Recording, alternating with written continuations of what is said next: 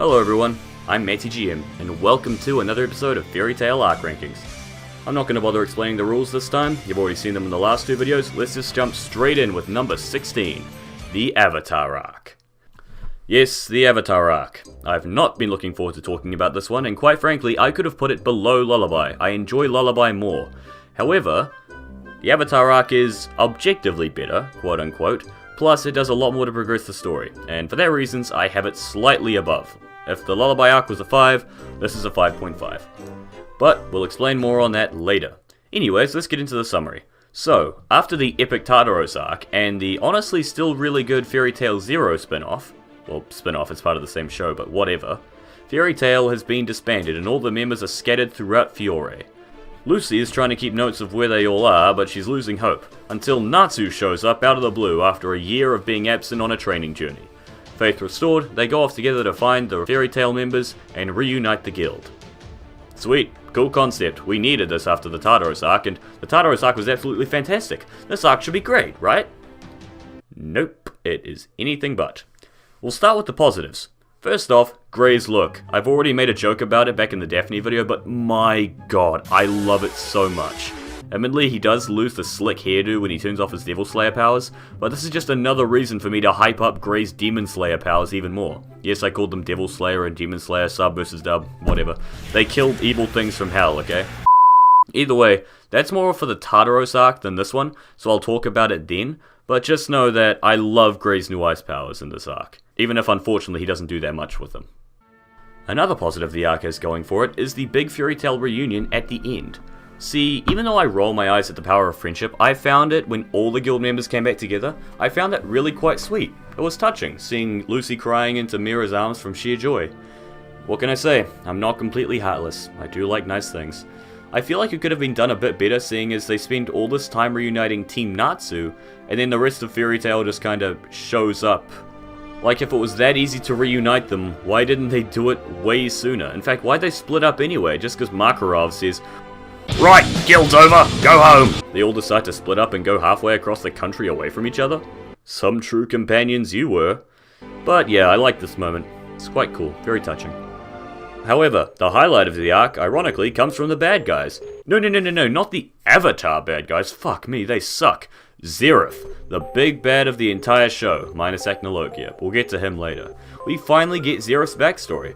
Admittedly, it is delivered in kind of a lazy way, seeing as all it is Zereth talking to a monkey, for no real reason besides the fact that we need his backstory, but the backstory itself is absolutely fantastic. I'm not going to go too deep into it because I can get further into it in the Alvarez arc, but it turns Zereth from an already interesting character into one of the most sympathetic villains I've encountered in fiction.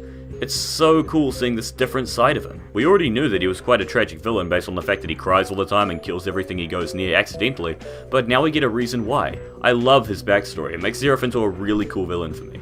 Another really cool moment is directly after this one, where he goes to talk to Acnologia in a cave. Sure, it's a short moment, but most moments with Acnologia are, and he's still my favorite villain in the show, so hey, take what you will. We get to see Acnologia's human form for the first time, and as well as the revelation he has a human form that he can still turn into at will, we get to see that he didn't regrow his arm after losing to Igneal, so, you know, actual consequences in Fairy Tail, who would have thought? How's your arm healing up? And we also get to see Zereth basically go up to Acnologia and say, "Oi you, dragon dickhead, one out's mate." And then we get to hear Acnologia say, "Yeah, just fucking go." And then Zereth drags all of humanity into it. It's pretty cool seeing the two big bads of the show lay down their final endgames like this, even if we don't hear what either of them actually are. Yeah, so that was the highlight of the entire arc, about 10 minutes out of a couple hours. But now we get to the negatives, and I've got a lot more to say here, but I'll try and keep it brief. So first of all, as we're aware, there's a 1-year time skip between Tartaros and this, and as Natsu said back in the Tartaros arc, he's going off training. And I think he overdid it a little bit because he single-handedly renders any threat in this arc non-existent besides Zereth and Acnologia at the end. Natsu is far too powerful here. He just one-shots every bad guy that they see. In fact, the one loss that he has feels completely unearned. The fact that he can't just break out of it is really strange to me. Like, I'm not buying that at all. See, I'll use the best example here being Blue Note Stinger. Back in the Tenro Island arc, 8 years ago in the timeline of Fairy Tail, Blue Note Stinger fought against Guildarts, the guild's strongest wizard, and it was a pretty even fight, even though Gildart's difficulty was largely caused by outside interference. See, that set him up as a very powerful villain, plus I love his magic. I am a bit biased towards gravity powers, but I found them really cool, and he was honestly a kind of intimidating villain. When they brought him back, I was honestly quite happy to see him. And then that happiness immediately turned to disappointment when Natsu just forgot who he was and then one-shot him. Yes, one of the most powerful villains in Fairy Tail at one point. One shot like an absolute chump. That is the level of disappointment you can expect from the Avatar arc villains, which we'll get into right now. The Avatar cult is a cult that worships Zeref, and they're meant to take up the power void left after the Barum Alliance was destroyed. The Irashio and Seisaroth running around with Jalal, Grimoire Heart's been destroyed or reformed, and Tartaros is all dead or part of Mirajane. It's weird, don't get me started. However, these guys are nowhere near as threatening as any of the villains that came before them.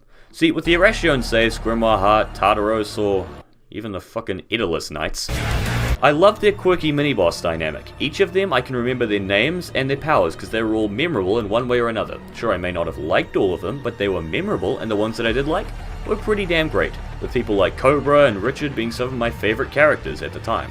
However, I cannot remember a single character from the Avatar cult. They're just so forgettable and lame. It doesn't help that this arc is incredibly short. It's only about 7 episodes long if my memory calls. However, that was enough for Irigor to be memorable. That was enough for Daphne to be memorable for all the wrong reasons, yet these guys are just so incredibly lame. Their plan is to kill an entire city in order to attract Zeref.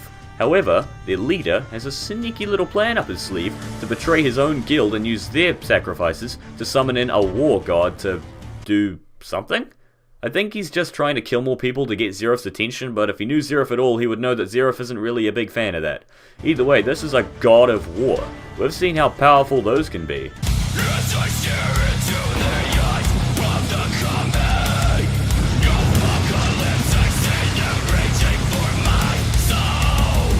So this should be quite the challenge to, oh, nope, Natsu's got this. Oh, yep, there we go. Oh, he's been blown up. Oh, God. Oh, there we go. Yep, he's completely gone. That was an actual god. You know, we could have seen why Godslayer magic exists. I mean, this arc put enough fucking focus on Shelia, but nope. Just get Natsu to one-punch it. That works for a show like Fairy Tail. Yeah. Lovely. Anyways, moving on. That's basically how they react. Natsu just killed a god. Oh well, let's just carry on as normal. And carry on as normal by focusing too much attention on Wendy and Shelia.